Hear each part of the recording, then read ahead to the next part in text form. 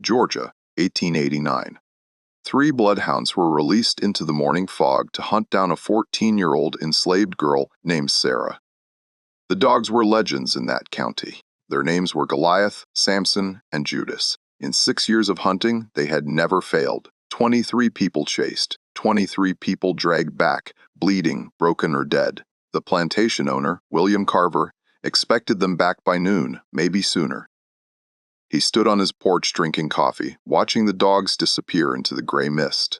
He smiled. He always smiled when the dogs went hunting. But 7 hours later, when those dogs finally came back, they came back alone. They came back different. They came back wrong. Goliath was limping. His front paw was torn open, bone showing through the meat. Samson had a gash across his face running from his eye to his jaw. Blood matted in his fur. And Judas wouldn't stop shaking. He collapsed on the porch steps and refused to move. The handler, Joseph Pike, stared at his dogs in disbelief. In 6 years, he had never seen them like this. "What happened out there?" he whispered. "What did that girl do to you?" William Carver didn't care about the dogs. "Where is she?" he demanded. "Where's the girl?" Pike shook his head. "I don't know, sir. The dogs lost the trail about 5 miles out near the old Sinclair property. They just stopped, started acting strange, then they turned around and came back without her." Carver's face turned red. "You're telling me one little girl outsmarted 3 trained bloodhounds?" "It wasn't that, sir. Something spooked them. Something scared them bad enough to quit." "Dogs don't get scared," Carver said. "Not my dogs."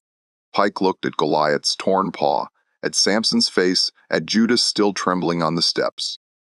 "These ones did," he said quietly. Carver threw his coffee cup. It shattered against the porch railing. "Get more men. Get more dogs. Find that girl before sundown or I'll have." You whipped alongside her. Pike nodded and walked away. He didn't believe they'd find her. He didn't believe she was still alive. And deep down in a place he wouldn't admit, he didn't want to find out what had frightened his dog so badly. They'd rather face Carver's anger than go back into those woods. Sarah had been running for 8 hours before the dogs found her. She ran through the night, through fields and forests, through creeks that cut her feet and branches that tore her skin. She wore a thin gray dress, the same dress she'd worn every day for 3 years. She had no shoes, no food, no plan. She just ran because staying meant something worse than death. Staying meant watching William Carver sell her younger brother Thomas to a plantation in Alabama. Staying meant accepting that her life would never be more than someone else's property. So she ran and she kept running even when her lungs burned and her legs screamed and every part of her body begged her to stop. She was born on Carver Plantation in 1875, 10 years after the war that was supposed to free everyone. But freedom was just a word. It meant nothing in the backwoods of Georgia, where white men made their own laws and sheriffs looked the other way for the right price. Carver Plantation wasn't supposed to exist. Slavery was illegal. Everyone knew that. But Carver didn't call it slavery. He called it debt bondage. He told his workers they owed him money for food and shelter and clothes. He told them they'd be free once the debt was paid, but the debt was never paid. It only grew, and anyone who tried to leave was hunted down and brought back in chains. Sarah's mother died when she was 7. Fever took her in 3 days. Her father worked himself to death 2 years later, collapsed in the cotton fields under the August sun, and never got back up. After that, Sarah raised Thomas herself. She was 9 years old, taking care of a 6-year-old boy. She worked in the kitchen of the big house, scrubbing pots and hauling water and serving meals to people who looked through her like she was furniture. Thomas worked in the stables, feeding horses and mucking stalls. They slept in a small cabin with 6 other people. They ate whatever scraps were left over. They wore whatever rags were thrown their way, and they survived. Day after day, year after year, they survived. But 3 days ago, everything changed. William Carver's son, Robert, came home from university. He was 22 years old, tall and handsome and cruel in the way that privileged men often are. He noticed Sarah immediately. He watched her when she served dinner. He followed her with his eyes when she cleared the table. He made comments that made her skin crawl. On the second night, he cornered her in the pantry. He put his hand on her shoulder and told her she was pretty. told her she should be grateful for his attention, told her things that made her want to disappear. She pulled away and ran, but she knew it wouldn't stop there. Men like Robert Carver didn't take no for an answer. That night, Sarah lay awake in her cabin, Thomas sleeping next to her. She stared at the ceiling and made a decision. She would run. She would take Thomas and run north. They'd heard stories about colored towns in Tennessee and Kentucky, places where black people lived free and worked their own land. It was hundreds of miles away. They'd probably die trying, but dying on the road was better than what waited for her here. So she woke Thomas before dawn, told him to be quiet, told him to trust her. They crept out of the cabin and started walking. They made it 2 mil before Thomas stepped on a broken bottle. The cut was deep.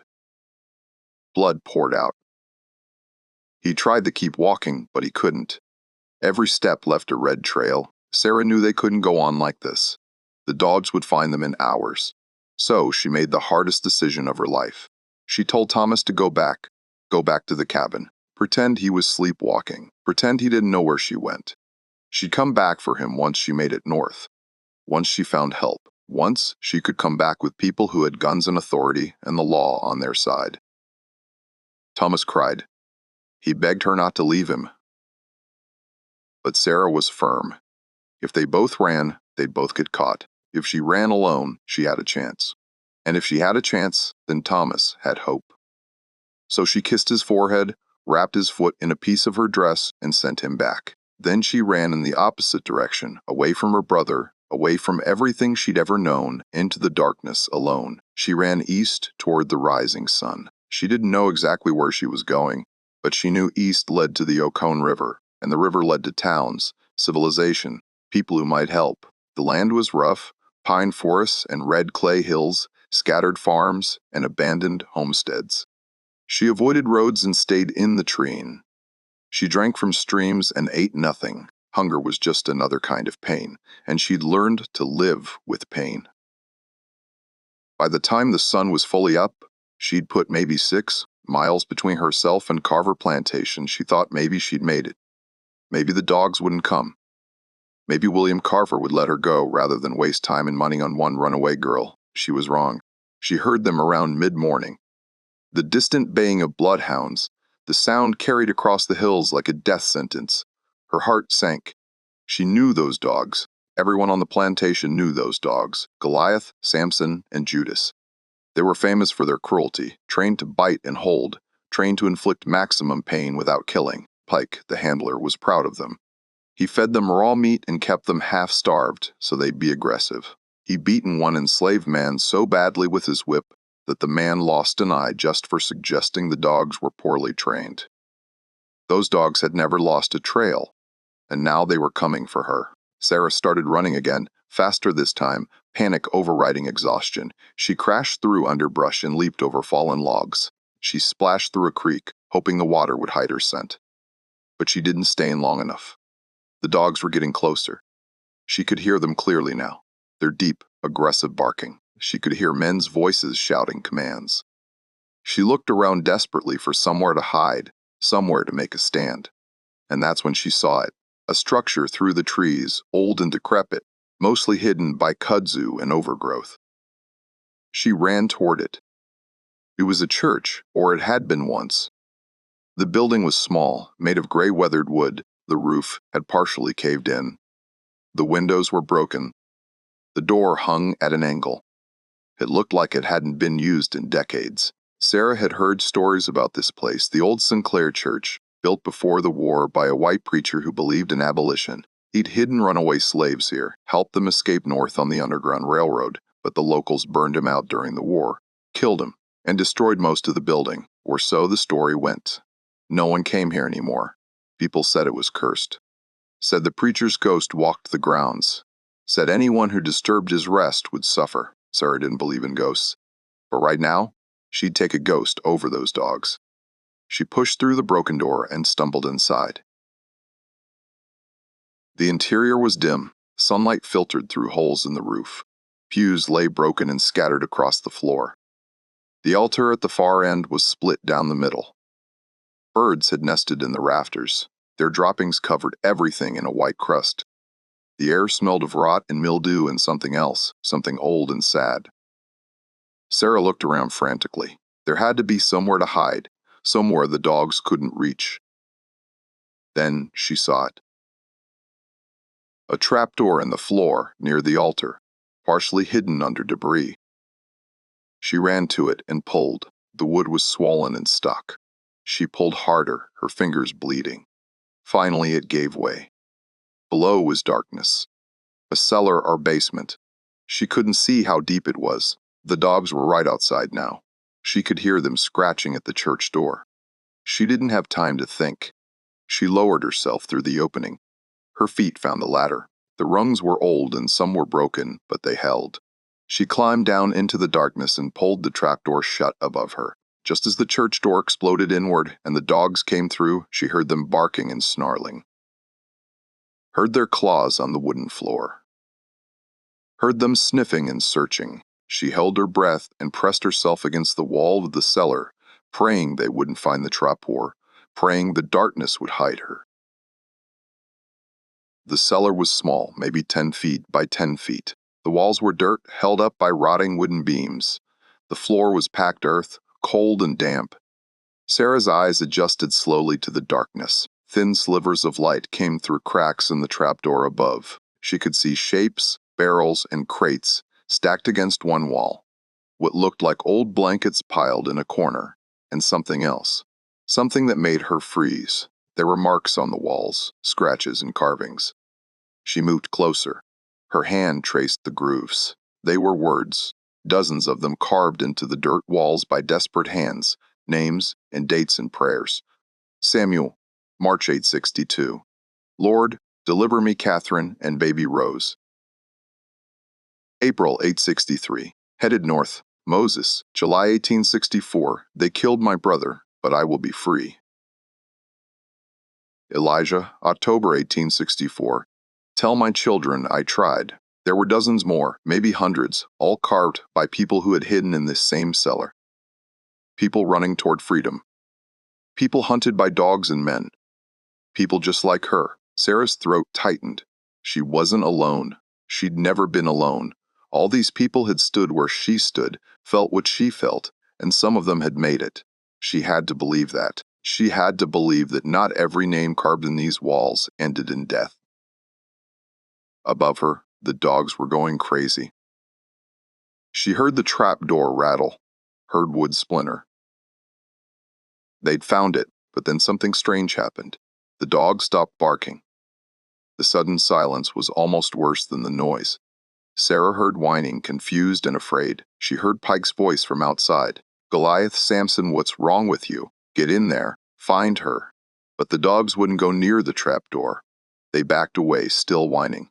Sarah could hear their nails scraping as they retreated. What's gotten into them? Another voice said, one of the other men. They never act like this. Pike cursed.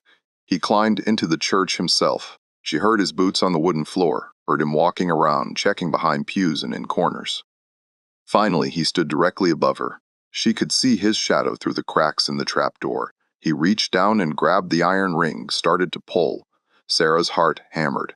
This was it. There was nowhere left to run, nowhere left to hide. But then Pike stopped. What the hell, he muttered. His shadow moved back. Boys, something ain't right here. What is it? One of the others called. This place, Pike said, his voice uncertain. My granddaddy told me about this church. Said it was bad luck to come here, said the preacher. Put a curse on it before he died. That's just superstition, the other man said, but his voice wavered. The dogs won't come in, Pike said, and I got a bad feeling, real bad. We should go. There was a long pause. Then another voice. Carver's voice. You're going to let superstition stop you from doing your job, Pike, sir. With respect, the trail's gone cold. The girl could be miles from here by now. She's probably in the river, drowned herself rather than come back. Carver was quiet for a moment. Then fine. We'll search the riverbank, but if I find out you let her escape because you're afraid of ghost stories, I'll have your hide. Yes, sir, Pike said. Come on, boys, let's go, Sarah. Heard them leave, heard the dogs eagerly following them out, heard their voices fade into the distance. She stayed frozen for a long time, afraid it was a trick, afraid they were waiting outside for her to emerge. But the minutes passed and no one came back. Slowly, carefully, she let out the breath she'd been holding. She climbed the ladder and pushed open the trapdoor. Peeked out. The church was empty. Dusty sunlight fell through the broken roof. Everything was still. She pulled herself up and stood on shaking legs. She'd done it. Somehow, impossibly, she'd done it.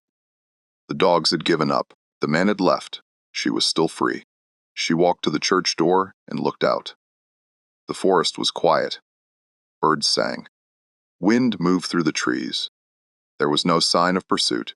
She should go. She should run while she had the chance. But something stopped her. She turned and looked back at the trap door, at the cellar that had saved her life. She thought about all those names carved in the walls, all those people who had hidden here. Some of them had died, but some of them had made it, and she realized she wanted to add her name, wanted to leave proof that she'd been here, proof that she'd survived. She climbed back down into the cellar, used a sharp stone to carve into the dirt wall.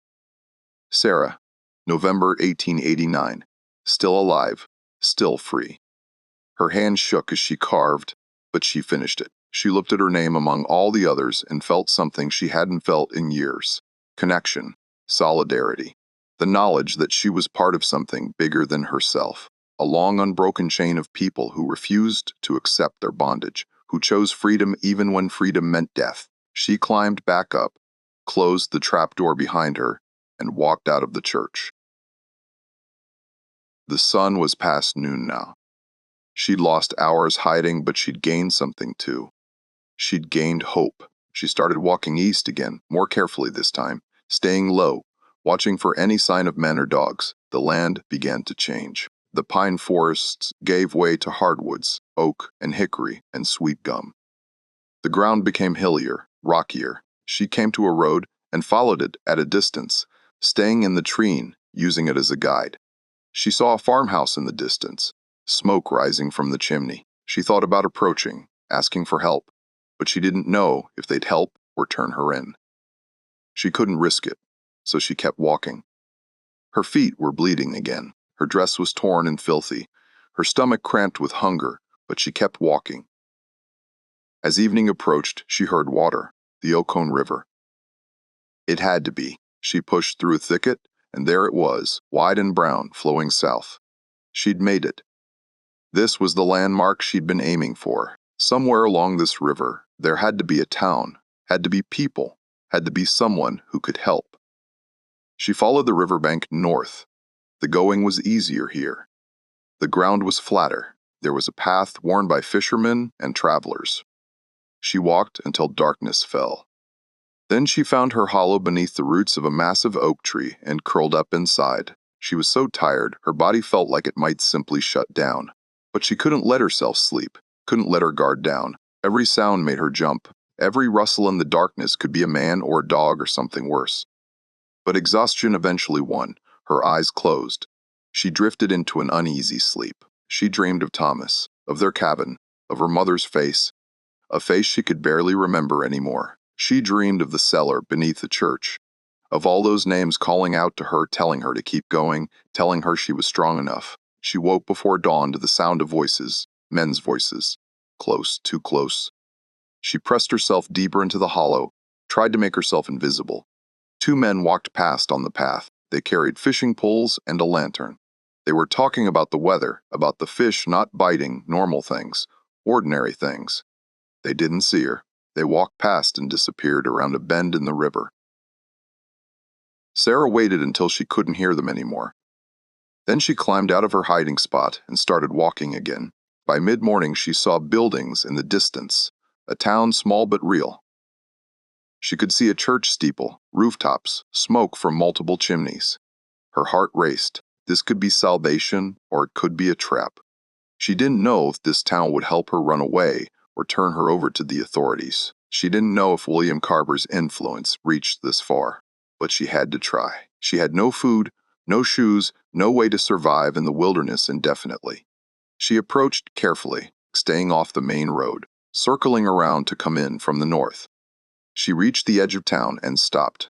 The sign said Granville, population 247. She'd never heard of it. That might be good. Might mean Carver's people didn't come here. She walked down a side street trying to look like she belonged, trying not to draw attention, but she knew how she looked. A colored girl in a torn dress, bloody feet, wild eyes. People stared. An old white woman swept her porch and watched Sarah with suspicion. A man loading a wagon stopped and frowned. Sarah kept walking. She didn't know where she was going. She just knew she needed help. Needed someone, anyone to take a chance on her. Then she saw it. A small building at the end of the street, a hand-painted sign above the door. Granville Church, African Methodist Episcopal. A colored church, colored people. Maybe they would help. She walked to the door. Her hand shook as she knocked. No answer. She knocked again, louder. Still nothing. She tried the handle. The door opened. She stepped inside. The church was tiny, maybe 15 pews. A simple wooden altar. Sunlight streamed through plain glass windows. It smelled like lemon oil and old hymnals. And sitting in the front pew, reading a Bible, was a colored woman. She was maybe 50, gray hair pulled back in a tight bun. She wore a simple blue dress and wire-rimmed glasses. She looked up when Sarah entered. Her eyes widened. "Child," she said, standing quickly. "What happened to you?" Sarah tried to speak, but her throat closed up. All the fear and exhaustion and pain crashed into her at once. She collapsed. The woman rushed forward and caught her before she hit the floor. "It's all right," the woman said softly. "You're safe now. I've got you." Sarah wanted to believe her, wanted to trust her, but trust was a luxury she couldn't afford. "Who are you?" she managed to whisper. "My name is Agnes. Agnes Porter. I'm the pastor's wife, and you're safe here, child, whoever you're running from. They won't find you here." Sarah looked into Agnes's eyes, searching for deception, searching for any sign that this was a trick, but all she saw was kindness, genuine concern, the kind of maternal warmth she barely remembered. And something inside her broke. She started crying, deep wrenching sobs that came from a place she'd kept locked away for years. Agnes held her, rocked her gently, let her cry until there was nothing left. Then she helped Sarah to a pew, sat her down. "Wait here," she said. "I'll get water and food."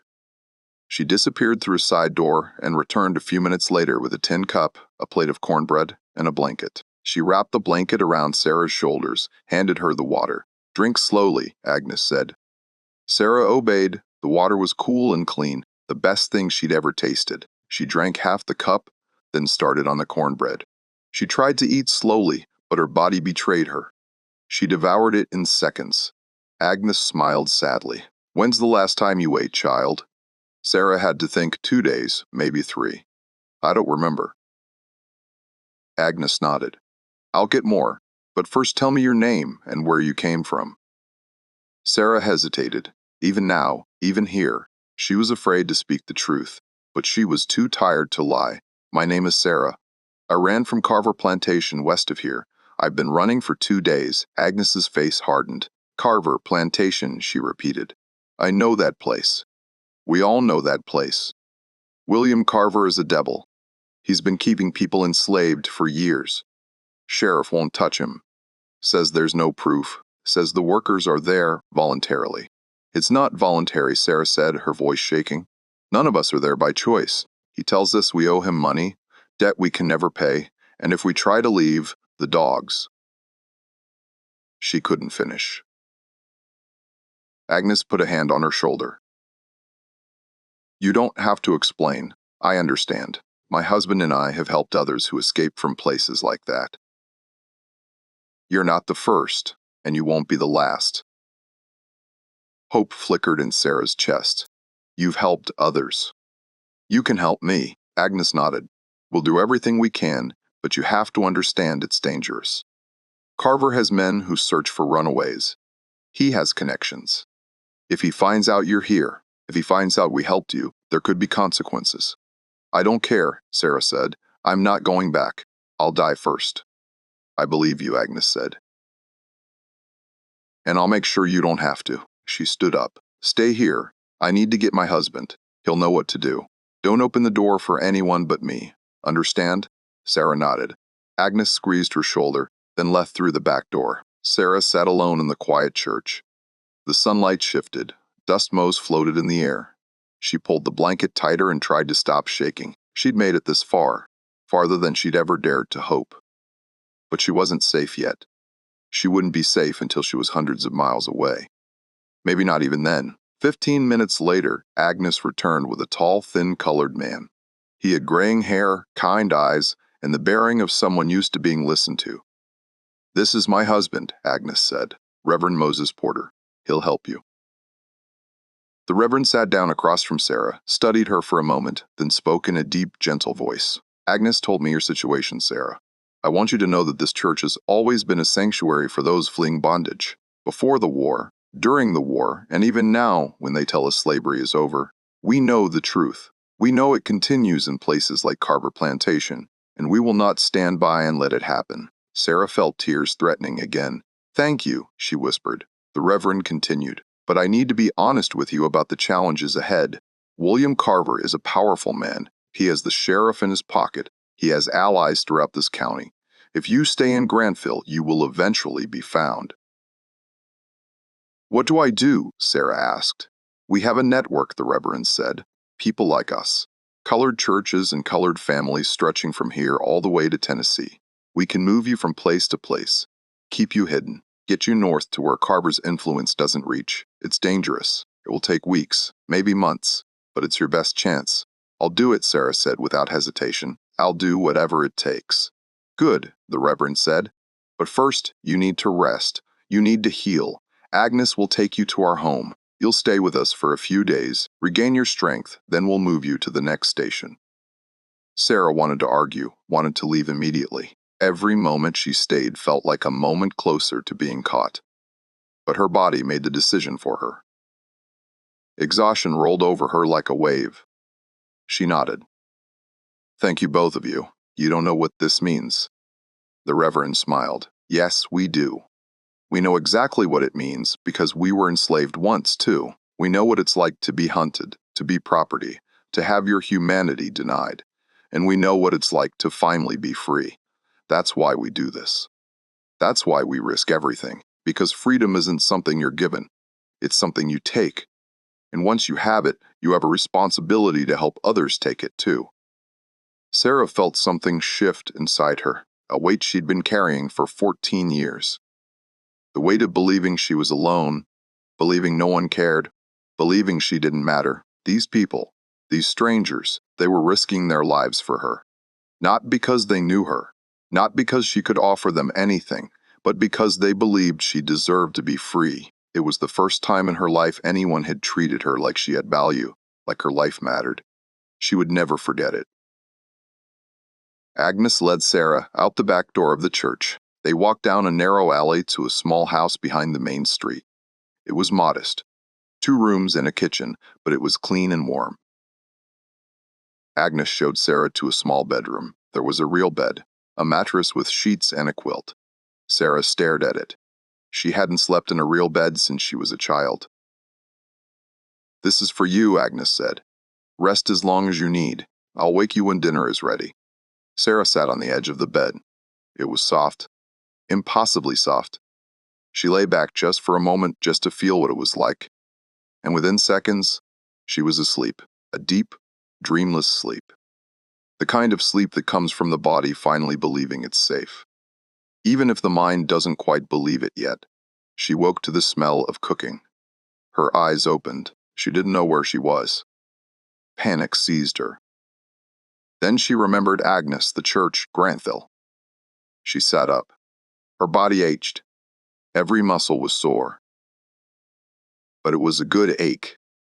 The ache of survival. She stood slowly, walked to the door. It opened into a small kitchen where Agnes was stirring a pot on the stove. The Reverend sat at the table reading a newspaper. They both looked up when she entered. "There she is," Agnes said, smiling. "How do you feel?" "Sore," Sarah admitted, "but better." "Good," Agnes said. "Sit down. Eat. You need your strength." She ladled stew into a bowl and set it in front of Sarah. It was thick with vegetables and meat, more food than Sarah had seen in months. She ate slowly this time, savoring every bite. The Reverend folded his newspaper. "Sarah," he said, "I need to tell you what happens next. Tomorrow morning, a man named Elijah will come by. He's a farmer, colored man, good man. He'll take you in his wagon to a town called Madison, about 15 miles north. There's a family there, the Washingtons. They'll hide you for a few days, then move you to the next station. You'll do this several times, moving north until you reach Chattanooga. From there, you can take a train west or continue north to Kentucky. Either way, once you're out of Georgia, Carver can't touch you." "How long will it take?" Sarah asked. "To get to Chattanooga, maybe 3 weeks," the Reverend said. "Maybe a month. It depends on how careful we need to be. Carver will be looking for you. He'll have men asking questions in every town, so we have to be smart." Sarah nodded. She could do 3 weeks. She could do 3 months if that's what it took. She'd already made it this far. That night, Sarah lay in the real bed under the clean quilt, and for the first time since she could remember, she let herself imagine a future where she wasn't property, where she could make her own choices, where she could walk down a street without fear, where she could work and keep the money she earned, where she could maybe even go to school, learn to read and write properly. She'd picked up a little bit from listening to the Carver children's lessons, but she wanted more. She wanted to understand the world, wanted to be able to read newspapers and books, wanted to write her own thoughts down. Maybe she could find work in a colored town. Maybe she could save money. Maybe someday she could even come back for Thomas. Rescue him. The way these people were rescuing her, it seemed impossible. But then again, 2 days ago, escaping seemed impossible. And here she was. The next morning, Sarah woke before dawn. Agnes was already in the kitchen making breakfast. Biscuits and gravy and eggs, luxuries Sarah had served to the Carver family 1,000 times, but never tasted herself. "Eat up," Agnes said. "You've got a long day ahead." Sarah ate. Then Agnes helped her wash and gave her a clean dress, brown cotton, simple but sturdy, and a pair of shoes. They were worn, but they fit. Sarah stared at her feet. She had shoes, real shoes. She wanted to cry again, but she held it in. Agnes also gave her a small bundle, food for the journey, some dried meat and bread and apples. "You're an angel," Sarah whispered. Agnes shook her head. "I'm just a woman who remembers what it was like, who remembers the people who helped me. Now I'm passing it on." That's all any of us can do. A wagon pulled up outside. The Reverend went to the door and spoke to someone in low tones. Then he came back. "Elijah is here," he said. "It's time." Sarah stood. Her legs felt weak, but she forced them to hold her. She followed the Reverend outside. The wagon was small, pulled by 2 mules. A colored man sat in the driver's seat. He was maybe 40, weathered face, strong arms. He nodded at Sarah but didn't smile. "Can't be too friendly," he said. "People are watching. You'll ride in the back, under the canvas. Don't make a sound no matter what happens. Understand?" "Yes, sir." Sarah said. Elijah helped her into the wagon bed. There were sacks of grain and baskets of vegetables. He arranged them around her, then pulled a heavy canvas over the top. "It's going to be hot and uncomfortable," he said. "But it's the only way." "I understand," Sarah said. "Thank you for doing this." Elijah was quiet for a moment. "Then my daughter ran from a place like Carver's," he said softly. 3 years ago. She didn't make it. The dogs caught her. So when the Reverend asked me to help you, I said yes, because maybe if someone had helped my girl, she'd still be alive." "I'm sorry," Sarah whispered. "Me too," Elijah said. Then he pulled the canvas tight and tied it down. Darkness surrounded her. She heard Elijah climb back into the driver's seat, heard him snap the reins, felt the wagon lurch forward. They moved slowly through town. She could hear voices, people calling out morning greetings. A dog barking, children laughing, normal sounds, ordinary sounds. The sounds of people living free lives, lives she'd never known. The wagon hit a bump, and she bit her tongue to keep from crying out. Elijah had said, "No matter what happens, don't make a sound." So she stayed silent, pressed between sacks of grain, breathing the hot, stale air under the canvas. After what felt like hours, but was probably only 30 minutes, The sounds of town faded. The wagon picked up speed. They were on a country road now. She could tell by the way the wheels rattled over hard-packed dirt. Suddenly the wagon stopped. Sarah's heart jumped into her throat. She heard voices. Men's voices. "Morning, Elijah. Where you headed?" "Just up to Madison, delivering some grain to the mill." The voice was unfamiliar, rough, suspicious. "You seen any runaways around here?" "Word is there's a girl on the loose. Carver plantation girl. Ain't seen nobody," Elijah said, his voice steady. "Just been working my farm. Mind if I check your wagon?" "I do mind," Elijah said, "but I expect you'll check it anyway." There was the sound of footsteps, someone walking around the wagon. Sarah held her breath, pressed herself down as flat as she could. The canvas moved. Someone was lifting it. She could see daylight, a sliver of sky. Then a white man's face appeared, peering in. He looked right at her. Their eyes met. Sarah's world stopped. This was it. This was the end. The man stared at her. She stared back, frozen. Then he pulled the canvas back down. Nothing but grain back here. He called out, "Elijah, you're good to go." Sarah heard him walk away. Heard Elijah thank him. Heard the wagon start moving again. She didn't understand. The man had seen her. He'd looked right at her. Why didn't he say anything? They traveled for several more minutes before Elijah pulled the wagon off the road. He untied the canvas and pulled it back. Sarah sat up, gasping for air. "What happened?" she asked. "Why didn't he turn me in?" Elijah smiled for the first time. "That was James Tucker. He's white, but he's good people. His wife is colored. His children are mixed. He knows what it's like to be on the wrong side of unjust laws. He won't say anything." "You sure?" Sarah asked. "I'm sure," Elijah said. "Now lay back down. We're not there yet." The rest of the journey passed without incident. Sarah dozed under the hot canvas, lulled by the rhythm of the wagon. She woke when Elijah pulled the canvas back again. "We're here," he said. "Madison." Sarah climbed out. Her legs were stiff, her back ached, but she was alive. She was still free. They were behind a large barn, out of sight from the road. A colored couple emerged from the barn. The man was short and stocky. The woman was tall and thin. Both looked to be in their 50s. "This is Henry and Patience Washington," Elijah said. "They'll take care of you from here." Henry shook Sarah's hand. "Welcome, child. You're safe here." Patience smiled. "Come on, let's get you inside. You must be starving." Elijah tipped his hat. "God bless you, Sarah," he said. "I hope you make it." "I will," Sarah said. "Because people like you are helping me. I will." The Washingtons' home was larger than Agnes's. They had 4 rooms and a proper kitchen. They also had 3 children, 2 boys and a girl, all teenagers. They stared at Sarah with curiosity but didn't ask questions. They'd done this before, Sarah realized. They'd hidden runaways before. This was routine for them. Patience showed Sarah to a small room at the back of the house. "You'll stay here," she said. "Don't go outside during the day. Don't show yourself at the windows. If anyone comes to the door, hide in the cellar. There's a trap door under the kitchen table." "I understand," Sarah said. "How long will I be here?" 3 days, maybe 4, Patience said. "Depends on when the next guide is ready. Then you'll move to the next station. It's like a chain. Each family helps you move a little farther north until you're out of danger." Sarah spent 3 days with the Washingtons. During the day, she stayed hidden. During the evening, she joined the family for meals. She learned that Henry was a carpenter. Patience took in laundry. Their children worked odd jobs around town. They were free, owned their own home, lived openly as a colored family.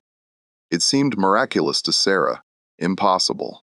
Yet here they were. The children asked her questions. "Where are you from? What was it like? Are you scared?" Sarah answered honestly. She told them about Carver Plantation, about Thomas, about the dogs, about the church where she hid. The children listened with wide eyes. Their mother had told them stories, but hearing it from someone their own age made it real. The oldest boy, Samuel, pulled Sarah aside one evening. "When you get north," he said, "when you're finally safe, don't forget about the people still trapped. Don't forget to tell your story. People need to know this is still happening. I won't forget." Sarah promised. I could never forget. On the fourth day, a woman arrived. Her name was Danina. She was colored, maybe 30. She drove a small cart pulled by a single horse. The Washingtons brought Sarah out to meet her. Dinah looked her up and down. You're smaller than I expected, she said. That's good. Easier to hide. She gestured to the cart. There's a false bottom. You'll ride underneath. There's enough air to breathe, but it's tight. Real tight. You afraid of small spaces? Sarah thought about the cellar under the church, about hiding under the canvas in Elijah's wagon. I can handle it, she said. Good, Dina said, because we've got a long ride ahead. They said their goodbyes. Patience hugged Sarah. Henry pressed a silver dollar into her hand. For emergencies, he said. God, go with you, child.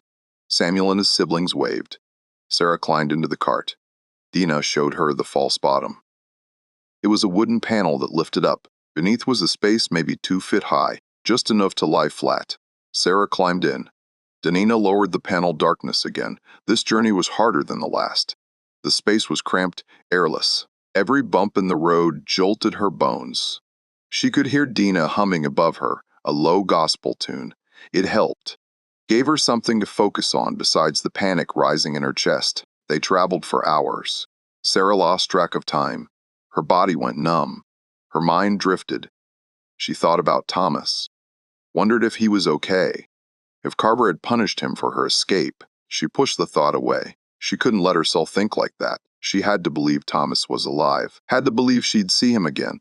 Had to believe all of this suffering had a purpose. Finally, the cart stopped. She heard Danina talking to someone, a man's voice responding. Then the false bottom lifted. Danina's face appeared. We're here, she said. You did good. Real good. Sarah climbed out. Her legs barely worked. Danina had to help her stand. They were at another farm. This one smaller, more isolated. A colored man stood nearby. Tall and quiet. His name was Isaac. He ran the farm alone. His wife had died the previous year.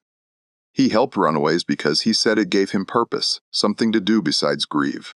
Sarah stayed with Isaac for 5 days. During that time, she helped with chores, feeding chickens, gathering eggs, hauling water. It felt good to work, to be useful, to contribute. Isaac was a man of few words, but he was kind. He let Sarah talk when she needed to, stayed quiet when she needed silence. On the 3rd day, he asked her what she planned to do once she reached Tennessee. I don't know, Sarah admitted. Fine work, I guess. Learn to read proper. Maybe save enough money to go back for my brother. Isaac nodded. Those are good goals, he said. But don't rush back. Make sure you're truly safe first. Thomas needs you alive more than he needs you there. The next guide was a colored preacher named Reverend John Freeman. He traveled in a covered wagon, said he was going to a revival meeting in Dalton. Sarah rode in the back among Bibles and hymnals. She didn't need to hide this time. Reverend Freeman said anyone who stopped them would just see a preacher and his niece. Nothing suspicious. They traveled during the day, stopped at colored churches along the way. At each stop, the Reverend introduced Sarah as his niece from Atlanta, visiting family. No one questioned it. This was the first time since she'd escaped that Sarah had been able to ride in daylight, able to see the countryside passing by. It was beautiful. Rolling hills and forests, farms and small towns. The world was so much bigger than Carver Plantation, bigger than she'd ever imagined. She felt small and insignificant, but also freed by that smallness. She was just one person among millions. William Carver couldn't possibly find her. He couldn't possibly search every town and road and farm. She was a needle in a haystack, invisible. They reached Dalton on a Sunday morning. The Reverend took Sarah to a church, introduced her to the pastor, another colored man named Reverend Brown. Reverend Freeman pulled Reverend Brown aside and spoke quietly. Sarah saw money change hands, saw Reverend Brown nod. Then Reverend Freeman came back to Sarah. This is as far as I can take you, he said, but Reverend Brown will help you from here. You're almost to Tennessee, almost to safety. Thank you, Sarah said, for everything. Reverend Freeman smiled. Thank God, not me. I'm just doing what he called me to do. He tipped his hat and left. Sarah watched him go. Another stranger who had risked everything for her. Another link in the chain. Reverend Brown's church was larger than the others. The congregation was bigger, maybe 100 people. After the service, Reverend Brown introduced Sarah to a young colored couple. "This is William and Harriet Mason," he said. "They're traveling to Chattanooga for work. They've agreed to take you with them." Sarah looked at the couple. They were young, maybe early 20s. William had kind eyes. Harriet had a warm smile. "We're happy to help," Harriet said. "We know what it's like. My mother escaped from slavery. She told me stories, told me to always help others when I could. So, here we are." "Thank you," Sarah said. She was running out of words, running out of ways to express her gratitude. These people owed her nothing, yet they gave her everything. The Masons traveled by train. It was Sarah's first time on a train. She'd seen them from a distance at Carver Plantation, heard them whistle in the night, but she'd never imagined she'd ride one. William bought 3 tickets. They boarded the colored car. It was crowded, hot, nowhere near as nice as the white cars. But Sarah didn't care. She was on a train, moving faster than she'd ever moved in her life. The world blurred past the windows. Towns and forests and rivers, all disappearing behind her. Every mile was another mile away from Carver, another mile toward freedom. She sat between William and Harriet, tried to look calm, tried not to draw attention, but inside she was screaming with joy and terror and disbelief. 2 hours later, they arrived in Chattanooga. The train station was massive. People everywhere, white and colored, rich and poor, farmers and businessmen. Sarah had never seen so many people in one place. She held tight to Harriet's hand, afraid of getting lost. The Masons led her through the crowd, out of the station, down a busy street.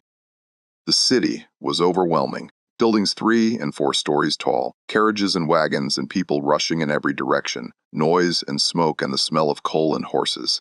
They walked for 10 minutes before reaching a quieter neighborhood. Colored homes lined the street. Children played in yards. Women sat on porches talking. It looked peaceful, normal, like the life Sarah had always dreamed of. The Masons brought her to a boarding house run by a colored woman named Miss Opal. She was elderly, maybe 70, with silver hair and sharp eyes. She looked Sarah up and down. "You're the one they wired me about," she said. "Runaway from Georgia." "Yes, ma'am," Sarah said quietly. Miss Opal nodded. "I've helped dozens like you. You can stay here long as you need. Work in the kitchen, earn your keep. I don't run no charity." "I'll work," Sarah said quickly. "I'll work hard." "I'm sure you will, Miss Opal," said her voice softening slightly. "Come on, I'll show you your room." William and Harriet said their goodbyes. Harriet hugged Sarah. "You're safe now," she whispered. "You made it." Tears streamed down Sarah's face. "I made it," she repeated. "I actually made it." Miss Opal's boarding house had 6 rooms, all occupied by colored folks, working people, laborers, and washerwomen and dock workers. Sarah's room was tiny, barely big enough for a bed and a small dresser. But it was hers. She had a door she could close, a window she could look out of, a space that belonged to her. She sat on the bed and cried, great, heaving sobs of relief and grief and exhaustion. She'd made it. She was in Tennessee. She was out of Georgia. She was free, truly free for the first time in her entire life. The weight of that realization was almost too much to bear. She cried for herself, for Thomas, for her parents, for every person still trapped at Carver Plantation, for every person who ran and didn't make it, for every dream deferred and every hope crushed. She cried until she had nothing left. Then she lay back on the bed and slept. She woke the next morning to Miss Opal banging on her door. "You going to sleep all day or are you going to work?" Sarah jumped up. I'm sorry," she called. "Be right there." She dressed quickly and hurried downstairs. Miss Opal put her to work immediately, washing dishes, scrubbing floors, preparing meals. The work was hard, but Sarah didn't mind. She was working for herself now. Every task she completed was proof that she was free, that she could make her own choices, that her life belonged to her. The other boarders were kind. They welcomed her, asked her story. She told them the basics. They nodded knowingly. They'd all heard similar stories. Some of them had lived similar stories. This was a community of survivors, of people who'd escaped bondage and rebuilt their lives from nothing. Days turned into weeks.